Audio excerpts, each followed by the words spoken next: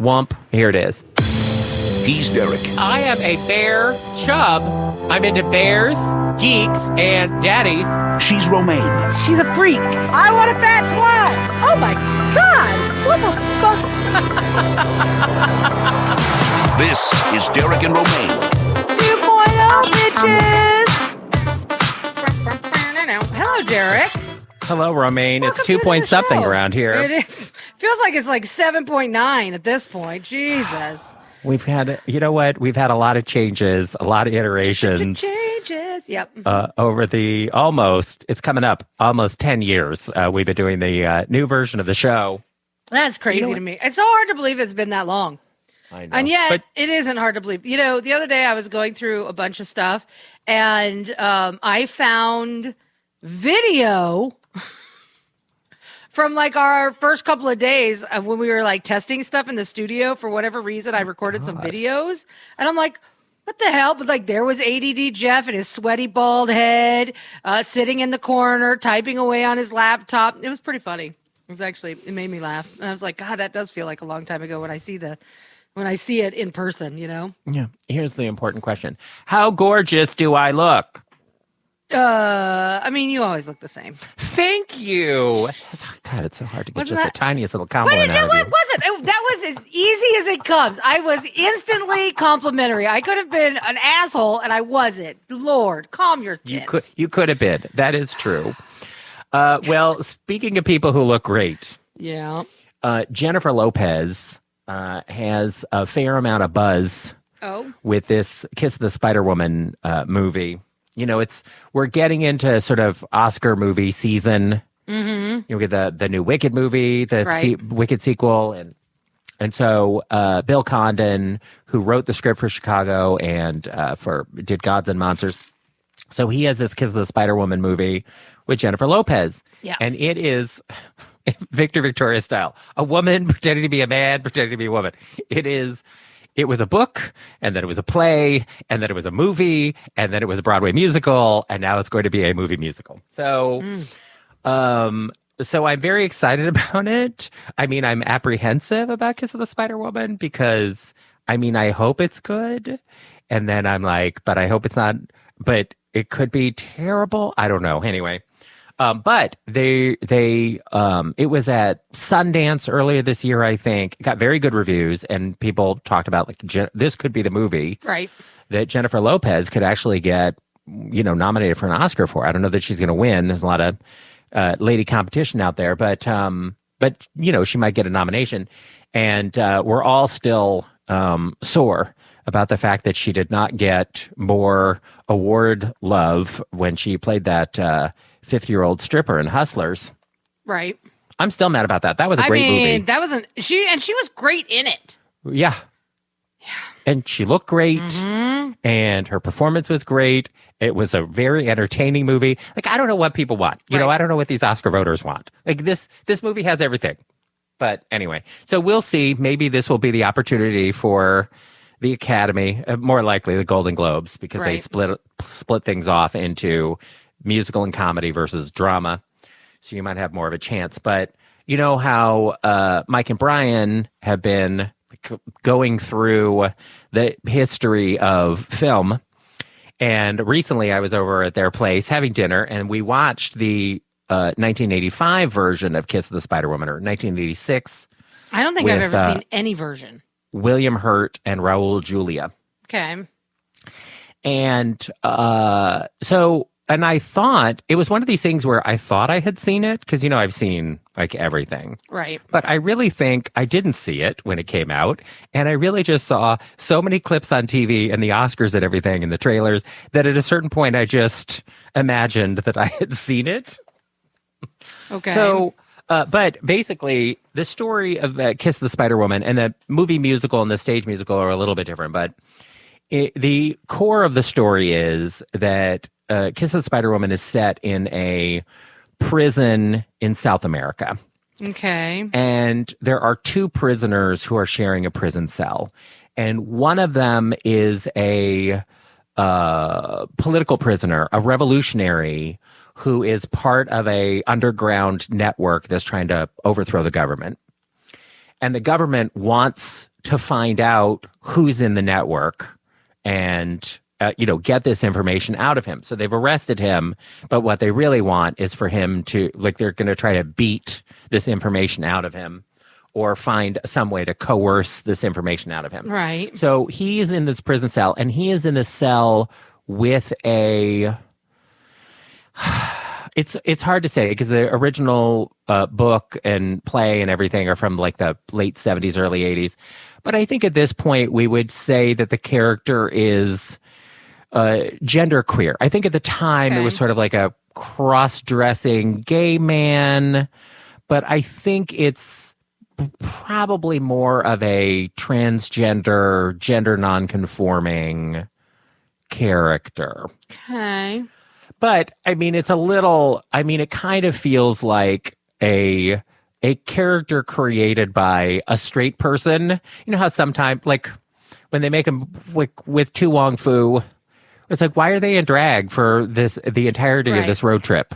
Right. There's no reason for them to be, driving in an open convertible in drag. There's not? No, it feels like the kind of thing that a straight person came up with. Of when people do drag, they're just always in drag. But it's but are they transgender? It's not really clear. They're just basically drag queens who are always in drag. Anyway, so I feel sometimes that straight people want to tell a story, but they don't necessarily have firmly in their head the sort of the gender politics of the characters necessarily that they have. So anyway, but also, they made this movie in 1985, so you have to take it with a grain of salt. But so in the movie, Raul Julia plays the revolutionary, the straight revolutionary, and William Hurt plays the sort of gay, transgender, gender nonconforming character. Okay. In the movie. And basically, the Spiderwoman part is that William Hurt's character, the gay character, he is obsessed with an actress who is not a big star, but she had been in some old movies. You will find this part of it very you also probably feel like a political prisoner having to hear about women in old movies that you're never going to watch or anything. But to keep the other guy entertained, he's telling him the plot of this movie that this actress is in that he's obsessed with. And in the movie version, and I assume in the original source play, the movie is basically a Nazi propaganda film.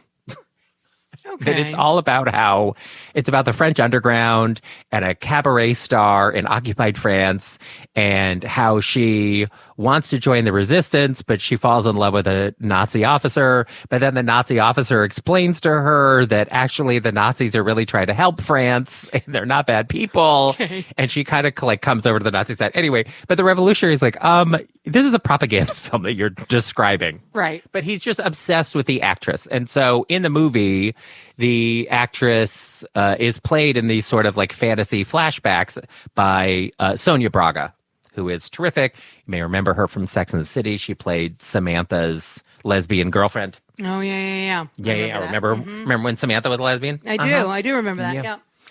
So anyway, but the whole thing is that is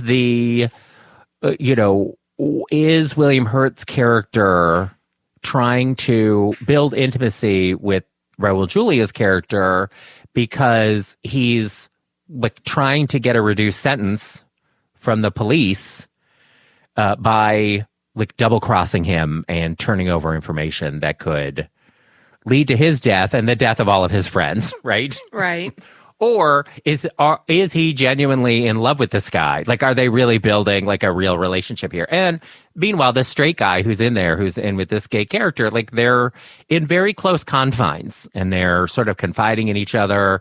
And they definitely are building a kind of I don't want to say romance, but the intimacy of this situation is such that they become very, very close. Right.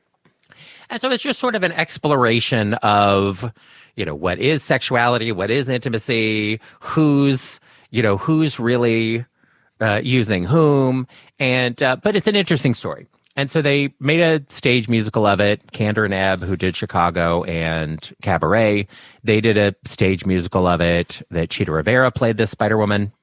But I think in the stage show and in the movie musical, it's one movie versus in the original play and everything. The actress is in this like Nazi propaganda film, but then later on he talks about her being in this other movie where it's kind of like a sci-fi horror movie kind of a thing where she's like Spider-Man. She sort of has spider powers, but she's in this tropical jungle, but she's sort of a siren and she lures men and then she, I don't know, eats them or something. And that's the Kiss of the Spider-Woman is this other movie that she was in.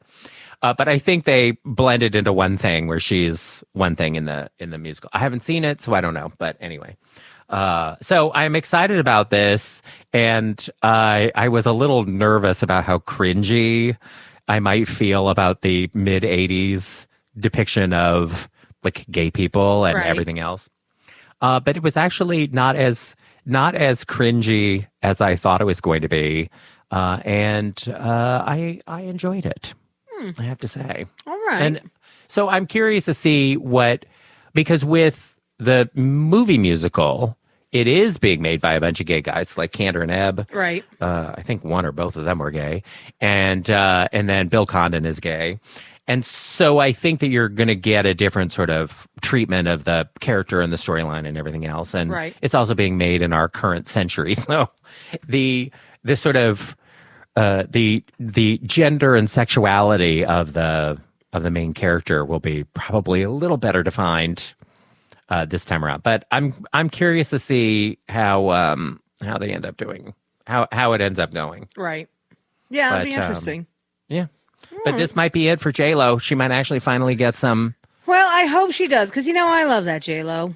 I know. She's grown on me over the years, and I just think she's a beautiful lady, and she's very talented. And I actually like her more as an actress than I do as a singer. I don't know if I'm the only one that feels that way, but I certainly do feel that way. I think she is actually a very good actor. Yeah, I mean, her singing is fine. Yeah, it's okay. Because I would really put her as a stage performer, I would put her much more in a Madonna category as a dancer who sings. Yes. I agree with that. Yep. Although she's better as an actress than Madonna is, that's for sure. Oh, she's a way better actress than Madonna. I mean, I love Madonna, but she's not a great actress. Yeah. But Jennifer Lopez, like Out of Sight is one of my favorite movies. Yeah. With her and George Clooney. That's a great movie. And she's made a bunch of a crap. like any woman. She's made her share of crap. Rom-coms that were meh. Sort of action movies. Was it enough? Is that the one where she's like fighting back? Okay. I don't even know. I'm not a Jennifer Lopez connoisseur of movies.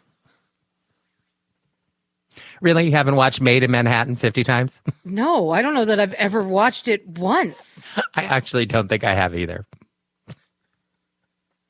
Yeah, I don't know that I have. But speaking of changes. Yes. Well, Disney World is making a change. What kind of change are they making?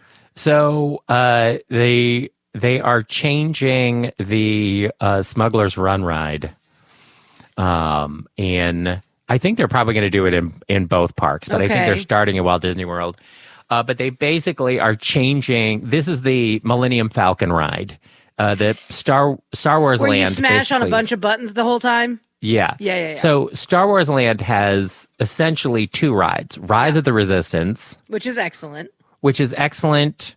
And it has a 3-hour wait. Because it's excellent. It's not even, but again, I don't even think of that as a ride. I think of that more as an experience, because it is an experience, not just a ride. Yes, it is a great experience. And when all the tech is working, it's incredible. It's really, really well done. Mm-hmm. It's a lot of fun. It's a huge, complex ride. But the payoff of it is great. I mean, it is truly a terrific experience, and it really gives you, for people who are fans of Star Wars, it is It's very different from, say, the Fantasyland, the original Fantasyland rides, where it's really just highlights of the movies. Right. You know what I mean? Mm-hmm. You're riding through a highlight of the movie. And in the Rise of the Resistance, you really do feel like you are in the movie, in the world of Star Wars and Absolutely. in the movie. It's so immersive. And so, right. So it's much more of like an immersive experience, like a murder mystery weekend kind of a thing. And it's very sharp. It's a great ride. And, but then they have the other ride, the Smugglers Run ride, which is stupid. Meh. And you can tell because when you go to Star Wars Land, there's a 3-hour wait for Rise of the Resistance, and you can walk onto Smugglers Run. Well, yeah. The Smugglers Run is just, it's just not great. And the queue and the set is outstanding. But once you get into the ride aspect itself, it's like, meh. It's just not impressive. So here's the change that they're making to the ride. Okay. They're going to make it more like Star Tours, where every time you go on the ride, it's going to be a different story. Is the first smart thing they're doing, because it does get very repetitive, and you don't want, after you've ridden it once, it's like, what's there to see? What's there to change? So I do like that they're going to change that part of it, because then it could actually make it more interesting. Yeah. To ride it than otherwise. But the problem I have with that ride is if you're one of the pilots, so there's 6 positions of the car. There's the pilots, the gunners, and the engineers. If you're the pilots and you're steering the ship, you're actually having quite a bit of fun. But if you're a gunner or an engineer, boring, because you're basically just smashing on buttons, but you don't even know what your buttons are really doing. And it just feels like you're smashing buttons to smash buttons and kind of getting tossed around inside the vehicle because your pilots don't know what the fuck they're doing.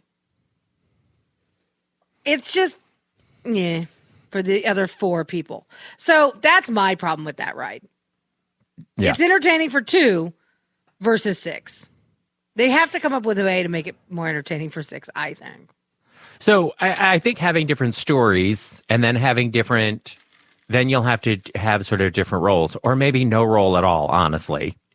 Because if they do it right, because one of the things about Star Tours, the big change they made there is it's basically like a slot machine. Every time you go in, there's sort of 3 or 4 different scenes. Parts. Yeah. And you get different parts. And so you're going to different planets and you're interacting with different characters, and but ultimately it's all about the sort of twists and turns and whatever else. And Smugglers Run has the same capability, so it might be a situation where it almost doesn't matter what buttons you push. Right. Like they probably will make it so it's more interactive, so that it's sort of a choose your own adventure. If you do push the wrong button, you get a different ending outcome, or you go off in a different direction than if you press the right button. So that might make it more interesting, because as it is now with Smugglers Run, if you're doing everything right and you're not crashing too much, the ride is longer. So you're incentivized to sort of actually do a good job. Okay.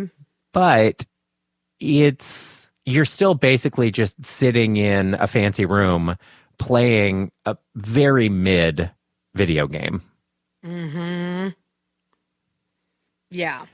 And I think it will be better that they're going to change it so that you're sort of choosing your own adventure and getting different outcomes and whatever else. Like you're in there making choices, and it might be a thing where people sitting in other seats are able to make choices that will, like the driver is actually driving, but the other people in the other seats get to make choices about like where you jump next, or that kind of thing. So then it is a little bit more interactive, and then it's not as necessary that you be the driver.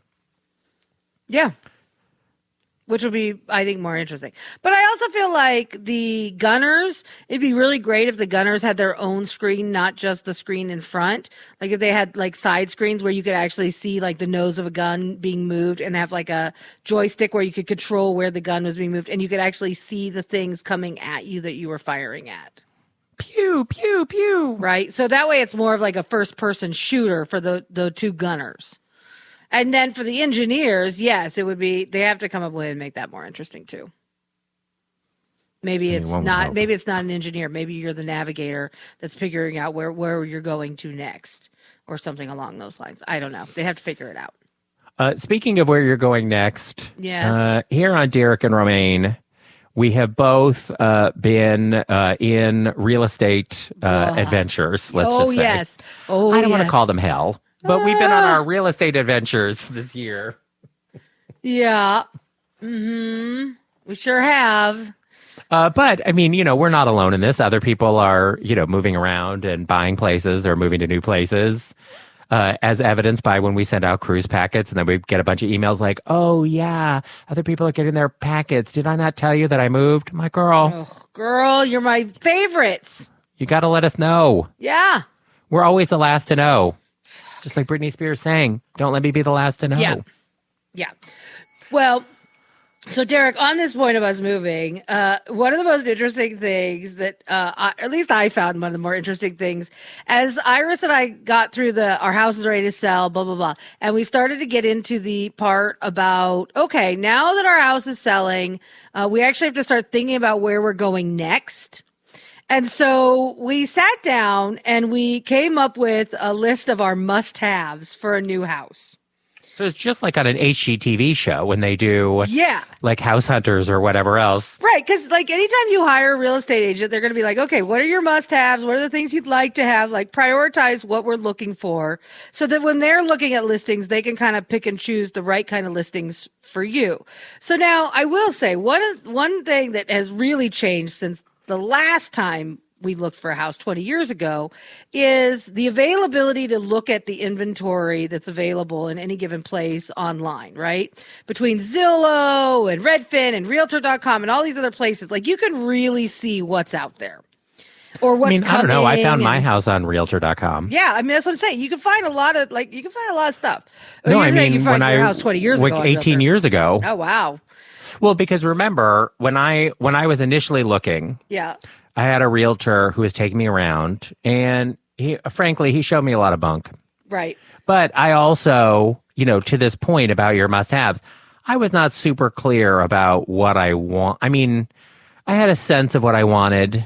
Mm-hmm. And so, because I wanted an older house. Right. I think if you're living in sort of the East Coast, New England, whatever, why would you want to be in the kind of new build you would see in a subdivision in Las Vegas or something? Sure. Like I'm not, like the whole point of living here is you're moving to a city or a town that has like a rich history in the Revolutionary War or, something, there's something interesting about it. And the houses are old and interesting. Right. And, growing up in California where the joke in LA Story was, some of these buildings are over 20 years old. Like, it's nice to live in a place where things are old and have a sense of history and whatever else. So I wanted a older house, not necessarily a 300-year-old house, but like an older house. And I wanted that kind of character that comes with an older house. But I was not particularly clear on a town I wanted to live in. I kind of just wanted to be close to the commuter train line because I wanted the convenience of getting in and out of the city. Sure. And then space-wise, as long as there were as many or more bathrooms than there were people, in that case, like 2-bathroom minimum, because part of why I was moving was I had lived in a great apartment in Manhattan, but we only had 1 bathroom, and it was me and Mike. And sharing a bathroom when it was just the two of us was fine. But when I was dating Sean, it was like, okay, when we have 3 people in this house, 1 bathroom is just not enough. No. And it was just unrealistic that the two of us would be, single and sharing a place forever. And so it's like, all right, well, if we're going to continue living together, we need to have more than 1 bathroom. And also, Mike is neater than I am. So, it was better for him to have a bathroom that he could constantly keep clean, his own bathroom and whatever else. But anyway, so my must-haves initially was really, it was not super clear, but I had settled on a place. And then but I thought it was overpriced. But I was ready to make an offer. Like that's how close I was. I was like, and then I looked on Realtor.com, and they had a price drop on another house nearby, and I thought, okay, I'll go take a look at this as a comparison. Right. And then I ended up buying the comparison house. But that was a house I found myself. Wow. I don't even know why I gave that realtor 5 cents. I found that house. Right. Well, okay. So Iris and I sat down to make our must-have list. And what I found most interesting is how different what we care about in a house is. So now we've been living together for over 20 years. Obviously, we have a daughter. Obviously, we both work from home now. So there are a lot of things to take into consideration with our house. Yeah. The first time you bought your house, you knew you were building a family. So you knew you wanted space if you had one or more kids. Yep. If your mom came to live with you, a space for her. So, but we were not, neither of you were working at home at that time. Right. So the idea of home office space was not that important. No, not at all. So, but that's become hugely important just in general for all real estate. Oh, these yeah. days. So kind of keeping that in mind, when I sat down, and then of course all of our pets, like that's a big consideration too, in terms of like flooring in particular. Too many fucking pets. So it started so small. How many cats did you move in with? Just 2, right? Yeah. And then look how far you've come. Oh Lord, look at into it. A crazy we had pet 2 hoarder. cats and 2 dogs when we first moved into this house. You had a dog also? Yeah, I had the bulldog Carl, and Iris had LT, her German Shepherd. In your apartment in New York, you had a bulldog and 2 cats? We got the bulldog when Iris was living in her apartment in New Jersey. Like a couple months before we bought the house. We got Carl. Okay. And Carl stayed with her. And then she had her German Shepherd that she had moved up with. Yeah. So you immediately started getting pregnant and hoarding pets before you even had a house. Yes. Boy, really putting the cart before the horse here. Yes, some things will never change. So anyway, Iris and I sat down and we started to make our must-have list. And so here are some of the things that were super important to me. I am like, listen, everyone needs their own toilet. Not necessarily a full bathroom, but their own toilet. Because the thing I hate the most is like when you're getting ready to go to bed and all 3 of you are getting ready to go to bed at the same time and Romy goes and takes the upstairs bathroom, Iris takes the downstairs bathroom. I just want to pee before I go to bed and there is not a bathroom available. And that drives me crazy because all I want to do is pee, brush my teeth, and go to bed, right? I'm very quick to bed. But those 2 go in. Romy has to take off 9 layers of makeup. Plus she has to take a shit. Iris is always taking a 30-minute shit before bed. Like, it's so fucking annoying. Or like, they'll go in and they'll just take a shit right before you come in to pee. And then the bathroom smells like poo. It's like, ugh, I don't want to be in here. So each of us having our own toilet is very important to me. Like super fucking important. And honestly, I want Romy to have her own dedicated bathroom because what that girl can do to a bathroom is I don't even want to ever have to step into her bathroom because she's a disaster zone just waiting to happen. And I don't want to be around it. I don't even want to have to go into it. I want her to have her own little wing with her own room and her own bathroom and she can just stay over there and I don't want to have to deal with it. So that was very important. That was less important to Iris. Iris was like, we can have 2 bathrooms. And I'm like, nope, absolutely not. I also kind of want a real bathtub. So in our current house where we've been living, we have 2 full bathrooms. And they're like old school little bathtubs and a shower bathtub combination, right? And I really like the bathrooms that have like a separate bathtub and a separate shower. Because I like a nice roomy shower.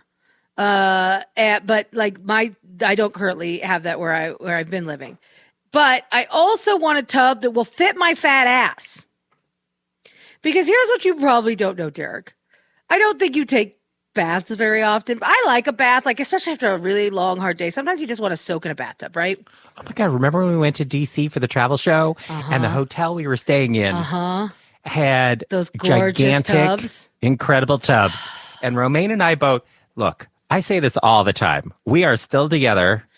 like if we were straight, we could totally be married. Yep. Romaine and I are still together after 22 years because when we travel together, we want the same thing. Yes. As soon as I got to that hotel and I saw that giant bathroom with that giant tub, I was like, yes, I know that Romaine is going to want to just get fast food, go back to her room just like me, and to pull a Mary Lynn Rice Cub and eat Taco Bell in the tub. Yes. Because I bubble bathed the fuck out of that tub. Me too. Oh, and it was amazing. Was so good. And the thing is, I haven't been able to do that in 20 years because living in the house I live in, you cannot take a bath, even though you have a bathtub. You cannot really take a bath in the bathtub when you are a person of a certain size because we're also over the age of 10. Yes, you get into the bathtub and basically your thighs are touching the side of the bathtub. And not in a comfortable, relaxing way, in a, I feel like I'm a sausage kind of way. It's just not pleasant. It's not a pleasant bath experience. And then, by the way, trying to get out of that bathtub, fucking nightmare. Fucking nightmare. So I kind of want a bath, like a real bath that fits a big person and a separate shower. I kind of really, really want that. Now, my dream shower is a steam shower, but most houses don't have those. But oh man, I wish I had one because I love a steam shower. I love them so much. But that's just a wish and a dream. Okay. So I want my own bathroom, like my own toilet. I'd like a shower and a bathtub. That's all I care about when it comes to bathrooms. Now, the big thing that I care about are walk-in closets. 99% of houses, Derek, have a walk-in closet in the primary bathroom or in the primary bedroom, right? But I don't want just your regular old walk-in closet. Oh, Jesus. I want hers and hers walk-in closets because this is one way in which my house has spoiled me. The one I've been in for the last 20 years. Iris and I both have walk-in closets that are separate from one another. And here's why I don't want to share one. Not that I couldn't share one. I don't want to. Because Iris's walk-in closet is a fucking disaster zone. Like, it is sheer chaos everywhere. This is like, we talk about how I think Iris is a hoarder all the time. This is where she hoards. Everything goes into her closet. She has bags of clothes. She has boxes of clothes. She has stuff stacked on top of stuff. She has luggage topped on top of luggage. Like, it's just chaos in her closet. And my closet can get a little messy sometimes, but generally speaking, everything's hung up, everything's folded, everything has a place. There is no just throw shit everywhere and call it a day. And close the door behind you and forget about the mess that's behind that door. But that's Iris. So I don't want that. I don't want that for my closet. I don't want that experience for myself. I don't want to share. I don't want to, when I go to get dressed in the morning, I don't want to turn around and see her crap. And I know this is such a dumb thing for a must-have, and yet it is it for me. And every house I look at, even if it's like one big walk-in closet, I think, is it a layout that I could put a wall up in? That's how serious I take the walk-in closet. Because the idea of sharing a walk-in closet with Iris is horrifying to me. Iris doesn't care. She doesn't care about that at all. She's like, I don't care about that. That doesn't matter to me. There are some areas of your relationship where you are clearly the man. Oh, yeah. But this is not one of them. No. You are the lady of the house. Mm-hmm. With your big tub and your separate closet. Yep. Ugh. Yep. Now, here's where Iris is the man of the house. What does she care about? Where am I putting my home gym? Now, I'm like, Iris, girl. The one she never uses? The one you never use. Exactly. I'm like, you don't even use the one you have. But yeah, okay, sure, girl. Where are you putting your home gym? So she's like, we have to have a 3-car garage. And I'm like, I'm sorry, what? And she goes, we do usually have 3 cars. No, well, we do always have 3 cars at our house. I think you need like a 6-car garage at this point. I mean, Jesus Christ. So we do have 3 cars. We have my car, we have Romy's car, and then we have Iris's work car, right? So we're a 3-car household. Now, she doesn't want to have all 3 cars in the garage. She really wants a 2-car garage and then a third bay in a garage where she could put her home gym. She wants a gym garage, which, by the way, I think is the dumbest idea ever, because unless you're air conditioning that garage in Texas, it is going to be fucking hot as Hades in there. But this is what she wants. So I'm like, whatever. So for her, we're looking for a 3-car garage. Now, if we cannot find a 3-car garage, she's fine with a she shed in the back that she can turn into a gym. And I'm like, this is so stupid. Now, the other thing, obviously, so we have to have enough bedrooms where I can put my office in at least one of the bedrooms. And then we have to find a flexible space in there in the house somewhere for Iris to put her home office. So these are like all the things. Romy doesn't really care. She would like a walk-in closet in her bedroom. That's the only thing she's really expressed that she wants. And then the other like major requirement that we have is we have to have a fenced-in backyard for the dogs because we don't currently have a fenced-in backyard, and that's the one thing I wish we did have because that way the dogs could just run around any old time they want, and it would be great. But I like Iris. She's like, she doesn't care about anything. I'm like, the house needs to have a pantry. Cause when I think about what the must haves are, I think about all the things that are missing from our current house that I wish we had. I wish we had a real pantry for food storage. Cause right now we have a little closet that's just not big enough. I'm like, I need a place where I can put like the extra appliances that don't need to be on the counter all the time. A place we can put the air fryer or like the toaster oven or something like that. And then that way you just take it out as you need it. Right. But it's so much. She doesn't care about any of that shit. Iris is such a man. She doesn't care about anything other than her stupid home gym and having a big enough garage so she can put her home gym in it, and then having a fenced-in backyard. Like, those are the big things for her. I'm like, I want to have some kind of covered patio sitch out there where we could sit out at night and have, like, and enjoy the outdoors. Because, you know, we're going to miss all the outdoors that we have from New Jersey. Miss? Because that's the best thing about where we live. We live out in this beautiful place. And I'm going to want to be able to at least sit outdoors once in a while and enjoy it. You realize that Texas is barren and treeless, right? They do have these trees, but they're weird. I can't remember what they're called. Anyway, they're these weird. Sad is what they are. No, they're sad, all right. They're like weirdly shaped trees. Like, they don't grow straight up in the air. They grow in like all these gnarly different ways. Anyway, they're weird. Is it mesquite? Yeah, I think that is what it is. They're weird, and I don't like them. I'm like, what kind of fucking fucked up tree shit is this? Yeah, well, you know what? I feel the same way when I go to Los Angeles about how every time I go to LA, I'm like, oh, you guys don't even know what the color green is. No. Like when you, because like you come, you see our trees and our bushes and everything here in the summertime, spring in New York. Yeah. Honey, that's green. I go out to LA, everything is fucking washed out, dirty, nasty. Yep. Like, that is pale and sad. Yeah, that's how Texas is going to feel to me, I'm sure. Especially after living in New Jersey. Because New Jersey in the summertime is as green gets. It is stunningly green. Yeah, vivid, almost too green. Yes. It's a bit overwhelming sometimes. Yeah, I mean, sometimes it feels like you're living in the fucking rainforest. Yeah, it's gorgeous. It is really pretty. I love it. I do too. Yeah. I don't love it when the fall comes and all the leaves fall off and then it just becomes sad and depressing. Yeah, well. But I love these things happen this time of year. I know. Apparently, allegedly. I heard that. I've heard that. I don't know what time of year it is, but I feel like the leaves may be falling or already fallen. Yeah. They're already, I can't believe it. Sad. You're already in Texas. The leaves are already off of the branches. I know. I'm already moving into this house with my must-haves. Did I get them? Yeah. I wonder. You know what old movie you should watch to prepare yourself for moving to Texas? Oh, God, what? Giant. Giant? Yes. Is it about a giant? No. No. It's an Edna Ferber novel, I want to say. She was a big writer in the 1920s. She wrote a bunch of things. Okay.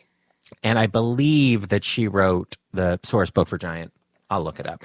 But anyway, the movie version from 1956 has Elizabeth Taylor, Rock Hudson, and James Dean. Oh, okay. Those are some big stars. Yes. And so anyway, in the movie, Elizabeth Taylor is like from Pennsylvania. Her family has like a horse farm, and she gets wooed by this Texas oil man or Texas rancher. Sorry, he's not an oil man at that point. He's a Texas rancher. Okay. And they have a whirlwind romance. I think he moves to he comes to Pennsylvania to buy a horse. And then the guy he's buying a horse from has a pretty daughter. And then he marries the pretty daughter and he takes her in his private train car back to Texas. And he's Rock Hudson. So he's tall and he's strapping and he's handsome. She's Elizabeth Taylor. She's young and she's gorgeous. And they move to Texas and then they get there. And she's used to how gorgeous and green and lush Pennsylvania is. And she gets a fucking dust bowl, not a tree for miles, Texas. And he lives in this like a gothic mansion in the middle of fucking nowhere. And when they get from the train, they're like driving to the house. Right. And she's like, how much longer until we get to your property? He's like, oh, we're on the property now. She's like, well, where's the house? He's like, oh, we have another hour to go. Because he owns so much land. Of like just nice. Big desolate land. Right. And anyway, so she gets this desolate house and it's hot in the summer. She faints. They have like a summer barbecue and she faints because she's a Yankee gal who cannot handle the heat. Mm-hmm. And then he has a bitchy sister played by Mercedes McCambridge, named Luz. She's the best. Anyway, right. I love me some Mercedes McCambridge. Anyway, Luz hates her on sight because Luz is the woman of the house. Does not like this pretty Yankee gal coming and trying to change their ways. Right. Anyway, but it's desolate and messy, whatever. And then James Dean plays like a hot ranch hand who has like a tiny little bit of land. Okay. And he has kind of a falling out, and he kind of has like hot pants for Elizabeth Taylor, and she's kind of miserable there, and so it's not a no that she might run off with him anyway. But he has a little scrap of land, and he decides he's going to dig for oil there, and he becomes this oil millionaire, while the cattle ranchers are like, no, we refuse to change with the times and pump oil because we only care about cows. And meanwhile, James Dean becomes like rich and kind of a dick. And then as time goes on, because the story takes place over like 25 years or something insane. And they put age makeup on them and whatever else. Anyway, it's a big sweeping epic of a movie. And Elizabeth Taylor and Rock Hudson and James Dean, they all never looked better, but especially for James Dean because he died before the movie came out. He was definitely never going to look better than that. Yeah, that's sad. Yeah. But this sort of the iconic James Dean with his cowboy boots up in the back of a convertible with his cowboy hat sort of low over his face is like one of the most iconic like movie shots of all time. Yeah. So anyway, but you should watch it because it will tell you about how unhappy I'm sure you are in Texas right now. Thanks. All I'm saying is if you don't want to upset the neighbors, don't faint at a barbecue. I wasn't planning on fainting anywhere. They're just going to think you're a weak Yankee woman. I mean, Luz is going to come after you. I mean, I might be a weak Yankee woman at this point. Also, you should watch it because Luz is pretty lesbian coded. Oh, really? Oh, my God. She is the unmarried, super butch sister who runs the ranch. Oh, yeah. Yeah. I mean, nobody played a tough butch like Mercedes McCambridge. Okay. Anyway, that will help you with your Texas life. All right. Maybe I'll watch Giant. But you do have ridiculous Pretty Princess must-haves. Do I? Are those crazy? Yeah. It's just going to jack up the price of things that you want some palatial bathroom with a giant tub and 70 closets. I actually quite a few of the houses I have seen in looking have had the bathtub and a shower combo in the main primary bathroom. But the dual walk-in closets is where they exist. They're just not as common. But they do exist. Well, I have to say, for living in France, the the biggest must-have. Actually, you know what? Before we go to that, I will just say, so for me, since we were talking about our must-haves, I didn't really tell you about mine were my most recent thing. I really just wanted it to be a more manageable size to clean and maintain. Yeah, we didn't go that direction. No. You went the opposite direction. But I know, which makes you me also curious. have 2 to 3 grown adult people. Right. You know, when Mike and Brian were living with me, because my old house was a 3-person job. Yeah. The house that you live in, your old house, that was a 3-person job. Mm-hmm. As evidenced by how much like fixing and painting and whatever, like when you were getting ready to sell, there's like all of these maintenance things that we've been putting off. It's because that house was a 3-person job. Mm-hmm. The mowing and the cleaning and the patching and the painting and whatever. A lot of these houses are just, it's a lot of work. Yeah. And so when Mike and Brian moved out, I was like, this is too much house for me. I'm too lazy for all this house. Right. You already have that problem with your wife. She's already so lazy. She did say, with the money we save on the house we buy, can we hire a house cleaner? And I was like, yes. I mean, I think that's a wise way to keep your relationship together for sure. Oh, yeah, I agree. But I think, too, like when we were getting ready to sell the house and we had like house cleaners come and like do the deep cleans of our house, like it was so nice to not have to do it ourselves. And we were like, oh, this really is worth the money. So, yes. It definitely can be. Oh, man, yeah. But yeah, for me, it was really about having a smaller space to maintain. And because just cleaning is so much faster. Right. And just in general, like I had a lot of extra space and a lot of extra stuff that I didn't need. Mm-hmm. As it was with the old house, I would just wander from room to room because there were rooms in the house that I wasn't using on a daily basis. Right. So I literally just walked through them to feel like I was getting my money's worth. And that's when you ridiculous. Like, yeah, this is obviously more space than I need because I just, wandering into a space just to utilize the space.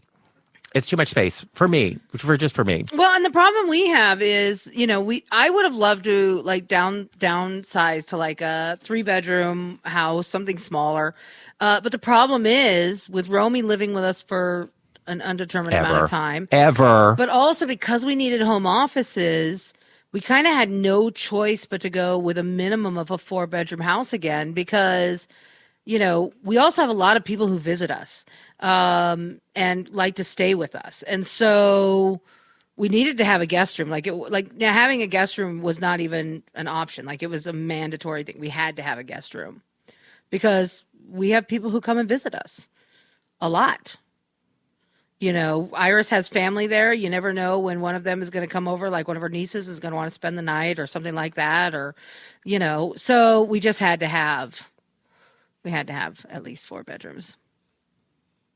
It's just a lot, but it's a big house. It's a lot to manage. And, but yeah, it was really fun. I did enjoy the must-haves. And I felt strongly like if we're going to live in Texas and we're going to have a lawn, like I feel like you kind of have to have a sprinkler system because otherwise your lawn is either artificial turf or rocks. Because that's what a lot of lawns down there are because, a lot of the older homes, they just didn't put in any kind of irrigation system at all. And if you don't have some kind of sprinkler system or whatever, there's no way to maintain a real lawn. Yeah, but also just like you're better off not having a lawn. Yeah. Like, I don't know. But it's because we're recording this earlier, like what kind of house you've ended up with. Right. But me neither. When it comes to lawn, less is more. I mean, I think it's good. Oh, yeah. Like if you like outdoor space, it's good to have, like if you have a patio, to have a little lawn by the patio. Sure. Because it's nice for the dogs to run around on or whatever. Sometimes dogs get weird about, like, they won't poop on anything but grass. Mm-hmm. So sometimes it's nice to have like a little patch of lawn when you have a party and hang out. It's nice. But you should just have as much lawn as you need for hanging out and socializing. Yeah. And then everything else you should do native plantings or something. Like it's not something that doesn't need as much water and is easier and is relatively easy to maintain. Yeah. Because it's not worth it having acre of lawn. I mean, you know how it is. It's a lot to maintain. Out in New Jersey, just like getting on that riding mower and mowing. An acre it's much more yard than you think it is, and it's a lot to maintain. A lot. I mean, especially in Jersey where things grow rapidly. Like every year, not only was it a lot to maintain in terms of like mowing and things like that, but then every spring, well, first of all, every fall you had 9 gazillion fucking leaves to clean up. And you had to clean them up or they'd kill your lawn. So it wasn't even a choice. And then you also had, in the springtime, every winter, because of the ice storms and things like that, you had all these trees that would come down and branches that would come down. Shit, before you even go out and mow the lawn for the first time, you had to go out and collect all of the debris in your lawn and in your yard that had come down from the trees throughout the winter months, because they were everywhere. Fucking everywhere. So, it's just, it's a lot. It's a lot. Not to mention like how, like at our house with like the weed eating we had to do and all the other stuff. Like there was an enormous amount of yard maintenance. Yeah. When you have that size of a yard, I'd rather have a postage stamp of a front yard. That's right. Like teeny tiny, barely there. And then the backyard, it just needs to be big enough for the dogs. And a nice sized outbuilding, like a shed or something like that. That's all I need back there. A shed for the ladies. Well, the store, crap, or possibly Iris's gym. Okay. Anyway. Because these are the important things, Derek. These are the important things. As I teased a few moments ago. So the one must-have for this move to Texas that you did not mention, which is a bone of contention in France, is air conditioning. Well, first of all, every house down there basically has central air. I don't even think they build houses that don't have central air. They're not like window units or anything like that, unless you're going to like a really, really old house. But yeah, all the houses down there have central air, and some of the houses have more than one. Like air conditioning, like big, massive air conditioning unit outside, depending on the house. You can have up to 2 or 3 of them. Well, in France, they don't have a lot of air conditioning, as you know. It's a problem. And it is a problem. But this has been a big fight because some of the sort of the right-wing political parties have actually taken on air conditioning as their... Like as a wedge issue? As their wedge issue. Interesting. Yes. Why? What are they pro or against? They are pro air conditioning. So the right wing over there loves air conditioning. Well, and part of it is, they've really pushed a very aggressive anti-immigrant position and sort of a France first, keep France white. Like it's very racist. It's like, and the thing is with Europe, they had a very recent experience with the Nazis. So the very right-wing parties have struggled for decades to have any kind of like staying power because living people remembered what the Nazis were like and are like, this is not a good road to go down. But like with any party that's tried to become more mainstream, you have to take on other mainstream kind of kitchen table issues that people care about. So in the right, they have taken on air conditioning as one of their things because it is true that now that there are more heat waves in Europe, the heat kills thousands of people in Europe every year. Yeah. Because they don't believe in air conditioning and they don't believe in ice.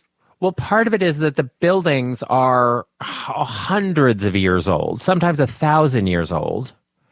And there's not an easy way to do air conditioning. And there's so many historic preservation laws and rules that you can't just put in air conditioning ducts and whatever. I do think with the heat pump systems and everything, because they use very small holes to go in and with the mini splits and everything. So it's a much better system for very old homes like that, where you can sort of have a system where you don't have to do a lot of damage to an 800-year-old wall in order to have air conditioning. But a lot of these tight row houses and old apartment buildings, it's not easy to retrofit them with air conditioning, even with like heat pump systems and mini splits and whatever. Like it's just not very practical. But the heat does kill. And as Europe is going to get hotter and hotter, they're going to have to figure something out. But do they even have a plan? Well, I obviously, just like with anywhere, with any home, it's on a case by case basis. The real thing is that growth.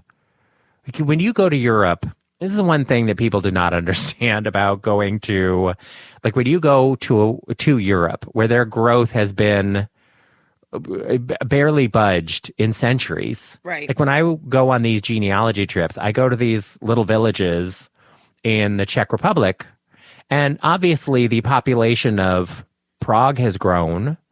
And to a certain degree, the same is true here in the U.S. Like there are small towns where they peaked 100 years ago and they are not really growing and haven't grown since. And you can go to all sorts of, post-industrial towns in Ohio or Pennsylvania or whatever, and they look exactly as they looked in the 1920s, when the last time the factory was open there, Right. So, but you go to Europe and that's most of Europe. You go to these little villages and they have not grown or changed in hundreds of years. Yeah. And I went to the tiny town that my family left in the 1850s. The house that they left is still there. One of these classic bohemian longhouses. Like it's the same fucking farmhouse that's been there for hundreds and hundreds of years. Right. And so it's very hard. So they're not doing a lot of new construction that includes air conditioning the way that we do here, where areas of the country that have been growing, like Los Angeles or Texas, places that are booming and growing, where you're having new builds and then you're putting in air conditioning. So you don't have the same problems of old buildings that you can't retrofit, but you also can't replace. Because even in our big cities, a lot of the skyscrapers that were around 100 years ago, like in New York, whatever early skyscrapers there used to be, there's only a handful of them that are still left. Almost everything has been wiped out with newer, bigger skyscrapers or other development and everything else. So we have a different view of these kinds of things here that they have in Europe. But like there are parts of like central Paris, you can't fucking build anything new there. Because a big part of the appeal is it looks exactly like it looked 300 years ago. Right. So you can't really make and they don't want to fuck it up, which I get. No, they don't want to fuck it up. It's what brings in the tourists. People love coming, seeing that old shit. Like I get it, but I also think, why do you want to suffer? Why? It is to suffer to live without air conditioning and ice. Yeah, you have to balance the aesthetics with how people actually live. Right. And this is, we get into these preservationist fights all the time. And more recently, what they've done is they have preserved sort of core parts of something, but not the whole thing. Of like, you can put in a modern bathroom, you can, make various changes that you need to make because otherwise, it's not a livable space. Right. So you have to sort of balance the look. And oftentimes what happens, like here in New York, is you can't change the outside of the building, but you can completely gut the inside. Or sometimes like you have to maintain the lobby and the exterior, and that's it. Like when they built the AMC Empire movie theater, they preserved sort of part of the theater that as sort of the entrance lobby. Right. But then they completely tore out most of the building, but they kept the facade and then a part of the interior, but the rest of it is all brand new. So there are ways I think that you can do it where you can make it look nice from the street and even maybe have like a nice lobby, but then the rest of it, people gotta live in these places. They sure do. And but then again, I'm sure they save a fortune on their pensions, killing off all the oldies with the heat. Well, it saves a fortune. That probably and does. Opens up prime real estate. That too, yes. I mean, that's a terrible way to look at it, but it is, but it's not untrue, Derek. And also not a terrible world that we live in. Well, it's always a wonderful world with you, Romaine Patterson, and I love our time together. I do too. Does this mean we're wrapping up this show? We are definitely wrapping up today's show. Calling it a day and saying goodbye. All right, let's do that then. Thanks for being with us, everybody. We'll be back again soon with another fantastic episode. Stay tuned.